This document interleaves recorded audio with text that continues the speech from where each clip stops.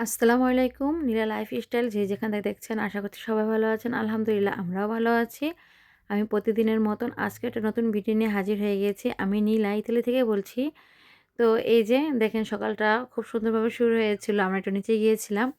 তারপরে নিচ থেকে এসেই কি আর করা, দিন হচ্ছে ছোট, রান্নাবান্না করতে হবে। তার জন্য সবকিছু জোগাড়পাতি করে নিয়েছি। আর রান্না অলরেডি শুরু করে দিয়েছি। ফ্রিজে ছিল একটা কি বলবো মলন্দি মাছের প্যাকেট। ওই প্যাকেট থেকে মাছগুলো বের করে সুন্দর করে ধুয়ে নিয়েছি। আর আলু দিয়ে টমেটো দিয়ে রান্না করে নেব। দেখতেই পাচ্ছেন আমি মসলাটা কষিয়ে আলু দিয়ে মাছটার সাথে একটু কষানোর চেষ্টা করছি। কারণ ১ সেকেন্ডের ভিতরে একটু নাড়াচাড়া করে ভালো করে কষিয়ে নিতে হবে। তাহলে একটু মাছটা ভালো লাগে। আর এতটুকু মাছ না ভাজলে কাটা, কাটা হয়ে যায়। ভালো লাগে না আমার কাছে। তো যাই হোক আলহামদুলিল্লাহ রান্নাটাও হয়ে গিয়েছে। টমেটো দিয়ে রান্না করেছি। আর এখানে ধনেপাতা দিয়েছি। তার সাথে দিয়েছি ৪ কোষ রসুন, ২ টা কাঁচামরিচ আর রসুন ৪ টা আমি কিন্তু ভেজেই নিয়েছি।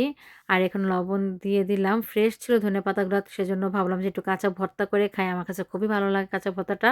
আর এই যে আমার ছেলে আমার পাশেই কিন্তু ছিল।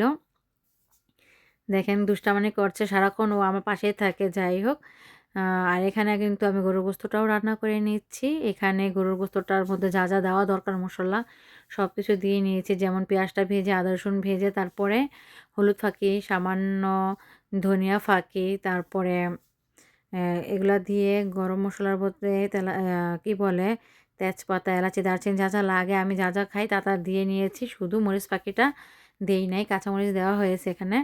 তারপরে এই যে দেখেন আমি গোস্তটা ভালো করে কষিয়ে তারপরে এখানে কিন্তু পানি দিয়ে দিয়েছি।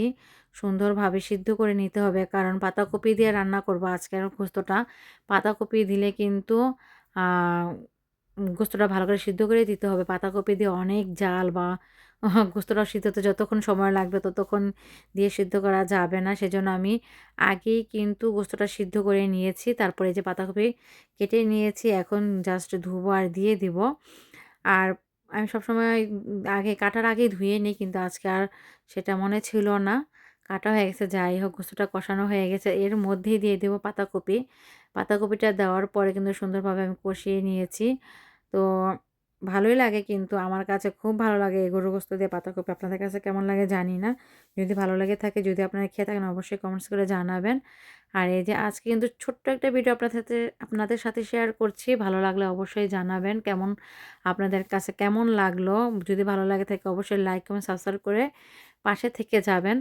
আর এই যে দেখতেই পাচ্ছেন আমার কিন্তু ঝটপট দ্রুত রান্না চলছে এদিক দিয়ে। আর পাতাকপি অনেকে আছে না, চাইলে আপনারা ভাপ দিয়ে নিতে পারেন। আমি ভাপ দেই নাই। আমার কাছে এভাবেই ভালো লাগে।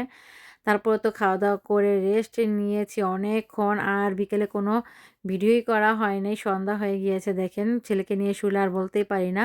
ছোট দিন একদম হুট করেই সন্ধ্যা হয়ে যায়। আর এই যে দেখেন আজকে প্রচণ্ড ঠান্ডা পড়ে গিয়েছে।